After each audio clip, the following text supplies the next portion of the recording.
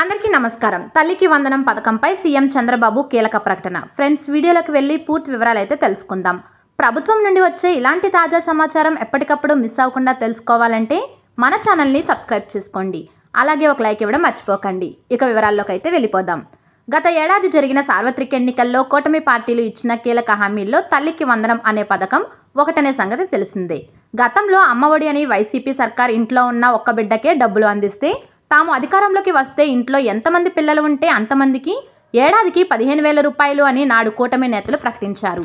ఈ సమయంలో 2024-25 ఆర్థిక సంవత్సరంలో ఆ పథకం అమలు కానప్పటికీ 2025 నుండి 26 విద్యా సంవత్సరంలో ఖచ్చితంగా అమలు చేయాలని కూటమి ప్రభుత్వం నిర్ణయించుకుంది.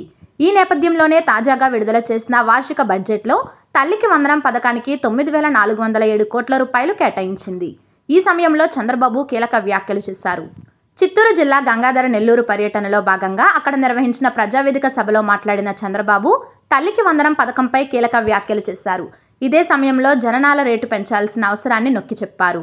ఎవరు ఎంతమంది పిల్లలున్నా కన్నా వారి చదువుల బాధ్యత ప్రభుత్వం తీసుకుంటుందని తెలిపారు. ఈ సందర్భంగా స్పందించిన చంద్రబాబు తల్లికి వందనం పేరుతో ఒక్కొక్కరికి 15,000 రూపాయలు అందజేస్తామని, ఎంతమంది పిల్లలుంటే అంతమందికి 15,000 రూపాయలు అందజేస్తామని తెలిపారు.